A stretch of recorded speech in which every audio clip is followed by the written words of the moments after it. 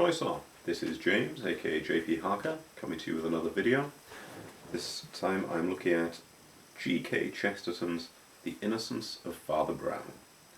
Father Brown is a series of detective novels, or mystery novels. He's not a detective, he's a Catholic priest. And I thought I would give this a go. It's quite a while ago, it's sort of pre-Agatha Christie. This is 1911 that this was written. So yes, the language is a little bit dated and you have to put things into historical context. But I've done that before. I've done that with books written in 1485, so I can manage 1911. This book was an oddity because, I'll have a quick sum up through it in a minute, but it had some brilliant twists and some remarkable indifference. Now, The Innocence of Father Brown isn't a single story.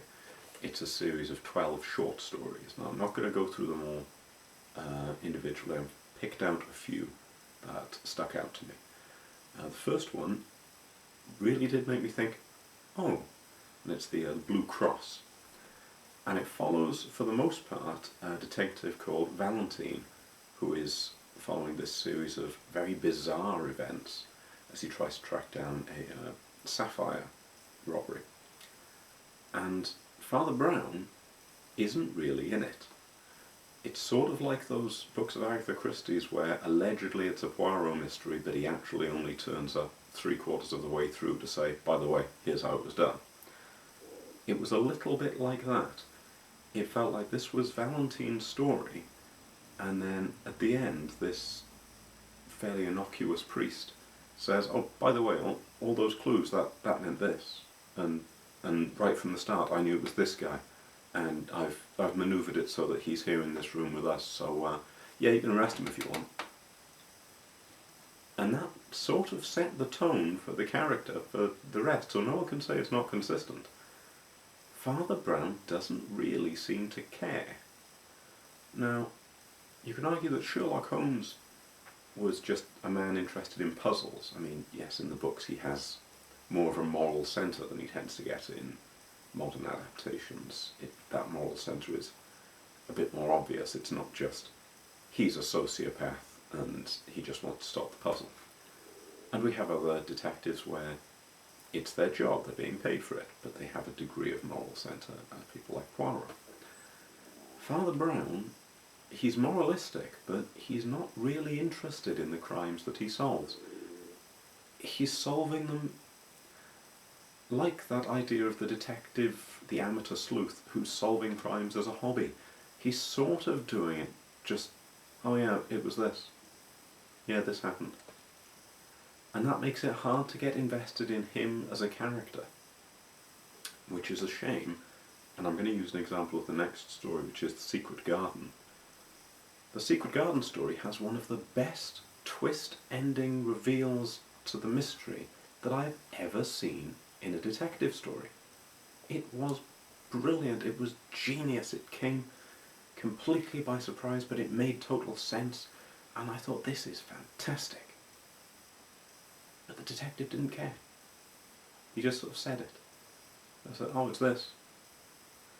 And that, it didn't ruin the story for me, but it means I'm essentially reading a bunch of mysteries where the solution is generally really clever and inventive and just wonderful, better than anything. But I'm following a protagonist he's indifferent to the situation, so I'm sort of indifferent to him. And that's the case in most of these. What was another one that was noticeable? The Sins of Prince Saradine, which I kept saying in my head as Sardine. That was a very fun story and had another brilliant surprise ending. What was the other one that was good? The Best of Them, The Eye of Apollo. I was wishing that one was longer because the concept at the centre of it was really fascinating and the surprise solution was really fascinating. And in that one, at least, Father Brown seemed moderately interested in what was going on. But even in that one, which from what I've recalled is the one that had him being most involved in the situation, even that one was almost a casual, here's what the mystery was. That guy was there, he was really there, he went there and he did this. That's how that happened.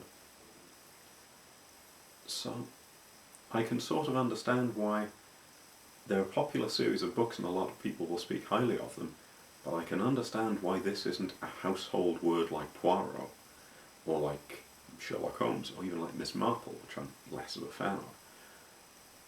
You can see that the genius of it is in the crime and solution, but not in the character. I think that's a shame. So, yes, I mean, it wasn't all brilliant stuff, but The Sign of the Broken Sword was just plain dull. And what was the other one? Hammer of God wasn't particularly good either. But out of 12, for only 2 of them to be ones that I'd actively criticise, that's not bad. So, as I say, this is a book that leaves me somewhat torn. I'll recommend it if you're a fan of mystery. It's not a very long book, you'll get through this fairly quickly. It's easy to do in short chunks because it's a series of short stories. But be wary. It's the story itself, not the protagonist, that makes it interesting. And that's just something that's worth knowing. You know, that's my thoughts on it anyway. You might think he's a wonderful character. I thought he was fairly bland and nothing. He's, makes Cadvile look like Superman. But there we go. So I'm going to start my slagging off there because it is good in its own way, and I'm going to leave it at that. Have a look if mystery is your thing, and let me know what you think of this. So this was The Innocence of Father Brown, G.K. Chesterton, and this is James, aka J.P. Harker. Well, Val.